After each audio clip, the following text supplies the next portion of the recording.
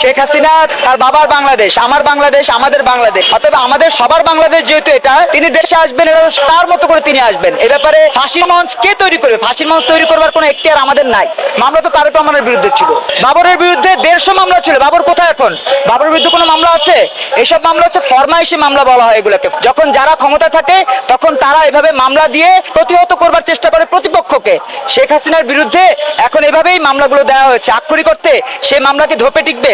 তার নামে যে মামলাগুলো রয়েছে অধিকাংশ হচ্ছে ফরমাইশি মামলা। অতএব শেখ হাসিনার বিরুদ্ধে যারা বলছেন ফাঁসির মঞ্চ করে রাখবেন, তারা বোকার স্বর্গে বাস করছেন। 5ই আগস্ট করে আপনাদের জিহবা লম্ব হয়ে গেছে। আপনারা ভাবছেন যা ইচ্ছা তাই করবেন, যা ইচ্ছা তাই বলবেন। আদতে এটা সম্ভব না। বাংলাদেশ স্বাধীনতা, স্বাধিকার, সার্বভৌমত্বের 55 বছর এসে দাঁড়িয়েছে। এখানে এসে আপনি যদি 5ই আগস্টের তুলনা দিয়ে, 5ই আগস্টের উদাহরণ দিয়ে একের পর এক আমাদের ত্রুটি চেপে ধরবার চেষ্টা করেন, শেখ হাসিনাকে ফাঁসি দেবার চেষ্টা করেন, সেটা হবে আপনাদের ভুল ধারণা।